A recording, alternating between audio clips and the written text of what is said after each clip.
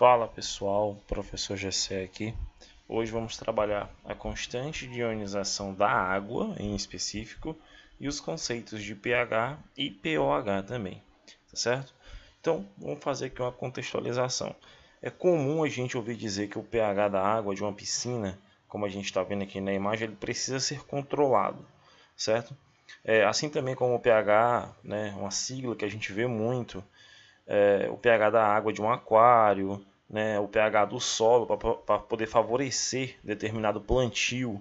Tá? Às vezes o solo está muito ácido ou muito básico, o pH está alto ou está baixo. Algum produto de limpeza que você compra, algum cosmético que indica a faixa de pH, água mineral que você vê lá que diz que está com pH controlado. Então, o que significa na verdade esse pH? Tá? Até mesmo do sangue humano, né? Ele tem que manter um pH sempre entre os valores de 7,35 e 7,45. Então, esses valores eles nos rodeiam, tá, no nosso cotidiano, mas a gente tem que entender o que significa esse fator desse pH, o que significa essa sigla, para que ela serve, essas escalas que a gente acaba vendo aqui na piscina. Ó. O pH da piscina ele é medido com uma escala de cores, né, com indicadores universais, essas coresinhas aqui, tá, que a gente vê essa coloração, são indicadores químicos que indicam qual é o pH. O nome já está dizendo, indicador, né? Então, é aquilo que indica qual é o grau, né, de acidez ou de basicidade dentro da água da piscina para você poder controlar, ok? Então, vamos lá para a autoionização da água. Para que a gente possa entender esses conceitos, a gente tem que considerar a água pura para poder entender o que é a autoionização da água. Tá bom? Será que a água é composta apenas de moléculas de água em si? Né? Você tiver um recipiente com água pura, será que ele vai ter apenas água pura mesmo nesse formato? Não é bem o que acontece, certo? Pois como essas moléculas estão em constante movimento, elas têm um movimento vibracional, elas se chocam o tempo todo. Então, dentro de um recipiente, tu não tem simplesmente água, elas estão se chocando. Várias moléculas de água elas estão se chocando ao mesmo tempo. Então, o resultado disso, uma molécula de água pode colidir e reagir com outra molécula de água, originando íons, certo? Conforme a gente está vendo aqui nessa equação. Então, olha só, uma molécula de água ela acaba se chocando e liberando um próton, galera. Ó, você pode entender isso daqui como um ácido de Lewis e isso aqui como uma base de Lewis, né? Tá bom? Pela teoria que a gente já explicou em aulas passadas. Esse aqui está doando um próton, né? Um ácido de Bronsted também você pode entender. Formando o equilíbrio, ó, esse próton sai dessa água e vai para essa outra, sendo atraído. Tá? Professor, por que acontece essa atração? Você pode perceber que na estrutura plana da água ela tem dois pares de elétrons livres. Tá? E esse par de elétrons livres, né, ele acaba atraindo esse próton que é liberado, né, que é o H+. Eu chamo de próton porque normalmente a gente tem essa linguagem que a gente considera ele um próton.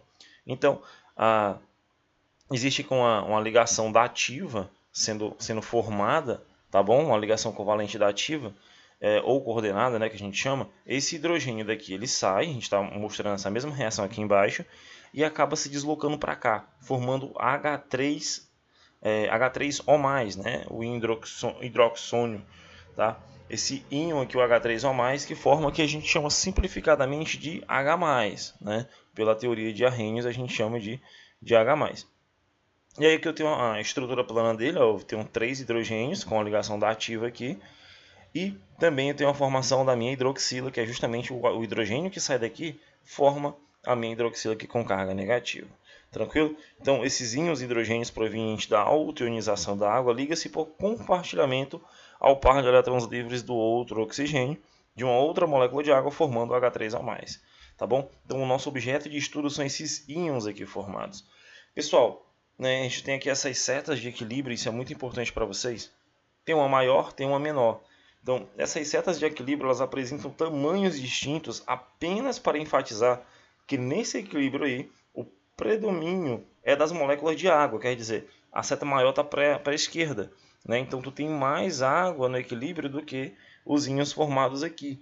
Justamente porque a água ela tem um grau de ionização muito baixo, né? Aquele alfa ele é muito baixo, é 1,81 vezes 10 a menos 7%, então é um número muito, muito pequeno.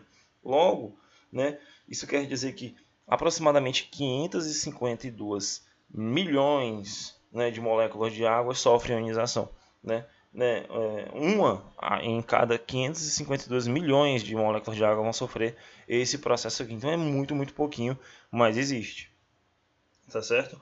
Então, o equilíbrio está deslocado aqui, ó, para a esquerda, né? Ele é maior para cá, então é para a esquerda. Então, não se espante quando vocês verem essa dupla setinha, uma maior do que a outra. Então, quer dizer que no predomínio do equilíbrio eu tenho mais água, tá bom?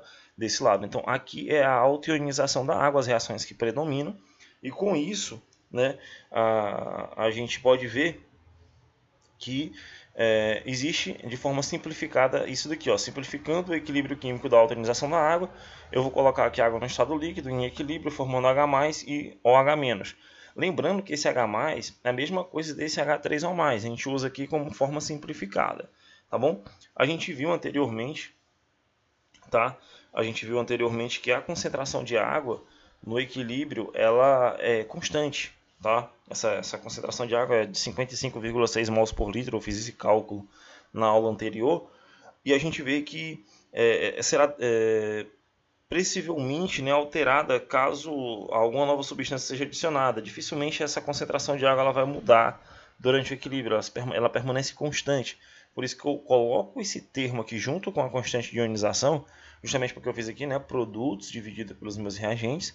Essa concentração de água ela vai ficar aqui juntamente com a minha constante, e aí eu vou ter uma constante multiplicada por uma outra constante, vai gerar uma nova constante. Quando se trata da água, né, quando a constante de ionização é da água, eu vou chamar essa constante de Kw.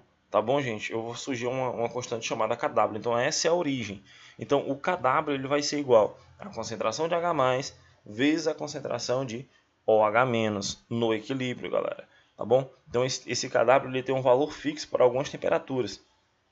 Então, a tabela a seguir, né, obtida experimentalmente, ele mostra que ó, a temperatura de 0 graus Celsius, o Kw é 0,11 vezes 10 a menos 14.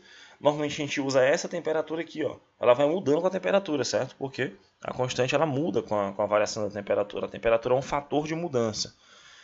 Normalmente a gente utiliza essa temperatura aqui, temperatura padrão, que é de 25 graus Celsius, que a gente tem esse valor muito conhecido, que é 1 vezes 10 a menos 14, tá? 1 vezes 10 a menos 14 é o valor desse Kw, é justamente o produto entre a concentração de H+, e OH- no equilíbrio, a 25 graus Celsius para a água. Né? Então o valor de Kw ele aumenta com a temperatura, logo a ionização da água é um processo endotérmico, tá bom? É um processo endotérmico. Quando eu faço esse processo de auto-ionização da água, ele me gera dados, né, para me entender que esse processo é endotérmico. Se você tem dificuldade nisso, acesse as aulas anteriores que a gente vê a influência do equilíbrio com a temperatura, quando é que a reação é endotérmica, quando é que é exotérmica e tudo mais, certo? Então, a gente vê aí ó, o que acontece quando adicionamos um ácido ou uma base dentro da água. Então, quando você mexe na autoionização da água, você tem esse processo aqui sendo realizado, aí você chega lá e adiciona um ácido ou uma base. Tá? A gente já tem uns conceitos. A adição de um ácido qualquer, seja ele forte ou seja fraco, conduz a um aumento da concentração de H+. Logo, né, essa concentração aqui vai aumentar. Se eu jogo um material com características ácidas, logo essa concentração aqui vai aumentar, porque um ácido ele gera H+, sempre, tá? E uma base gera OH-, então a concentração disso daqui vai aumentar, consequentemente essa daqui vai diminuir, porque vai ser consumida durante o processo, tá certo? Então ele fala assim, ó, isso fará com que o equilíbrio da autoionização da água seja deslocado para a esquerda, né? O efeito do íon comum, consumindo uma fração de íons OH-. O resultado é o seguinte, né? 25 graus Celsius, o que a gente tem aqui, ó, a constante, ela se mantém, aí tu tem um aumento da concentração de H+, e uma diminuição da constante de OH-, tá bom? Enquanto um aumenta, a outra diminui, e eu vou manter a minha constante. Então ele fala o seguinte, portanto, em solução ácida, teremos a concentração de H+, é maior do que a concentração de OH-. Lógico, se eu adicionei ácido, a minha concentração vai ser maior do que a de OH-. De forma teórica, isso é bem simples. Ou ainda, a concentração de H+, é maior do que 10 a menos 7 mols por litro, e a concentração de OH- é menor do que 10 a menos 7 mols por litro. Tá bom? Eu tenho aqui, né, no caso, se eu adicionar uma base qualquer, seja ela forte, seja ela fraca, ocasiona um aumento da concentração de hidroxila. né? Se eu jogar base, né? Se eu adicionar base, eu vou ter uma fonte de hidroxila sendo adicionada dentro do meu equilíbrio.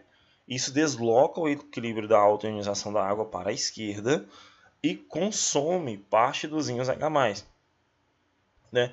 Eu vou aumentar a concentração disso daqui, logo eu vou diminuir a concentração de H+, justamente para poder compensar a perturbação que eu fiz no equilíbrio, lançando mais hidroxilas, né? Então vai consumir parte dos íons H+. Temos como resultado a 25 graus Celsius a mesma condição, enquanto uma diminui a outra aumenta, tá bom? Consequentemente, em solução básica, nós temos a concentração de hidroxila maior do que a concentração de H+. É diferente ao processo contrário da solução ácida. Então, em uma solução ácida, de início para vocês, nunca esqueçam, a concentração de H+, ela é superior. Em solução básica, tá? A concentração de OH- ela é superior à de H+, tá bom? Ou ainda a concentração de OH- é maior do que 10 a menos 7 e a concentração de H+ é menor do que 10 a menos 7. A gente vai entender isso, né, esses dados aqui na escala de pH, quando a gente for deduzir as funções. Então, resumindo, tu tem um meio neutro, tá? Um meio neutro é quando essas concentrações estão em 10 a menos 7, porque tu tem ali metade, metade, como o KW, ele é 10 a menos 14, então 10 a menos 7 para um, 10 a menos 7 para o outro vai dar um meio neutro. Por isso que o pH 7 é neutro, mas a gente vai entender por que o pH 7, por que dá esse valor 7.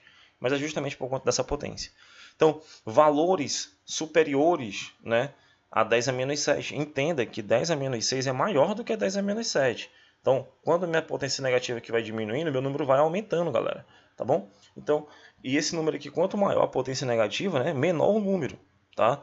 Então, a gente tem aqui o pH, o meio ácido, com a concentração, né, entre 10 a menos 7, a menor do que 10 a menos 7 até 10 a 0, mas isso também tem algumas influências a mais, eu vou mostrar para vocês em aulas posteriores.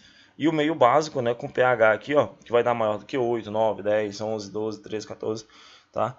E daí vai, tá bom? E aqui a gente tem o meio ácido, né, a concentração, quando eu tenho a concentração de H+ superior a 10 a menos 7, eu tenho um meio ácido, e aqui eu tenho o meio básico quando é superior a 10 a menos 7, tá bom? Para a concentração de hidroxila, né, vai ser o caso contrário, como a gente está vendo aqui, tá bom? E o KW ele não muda, né, é uma constante, ó, é sempre o mesmo valor. Eu vou dividir essa aula em duas, na próxima eu já vou falar sobre o conceito, tá? E as equações envolvendo o pH e como você calcula o pH matematicamente. Certo? A gente fica por aqui com os primeiros conceitos de autoionização da água. A gente volta aí na próxima aula. Valeu!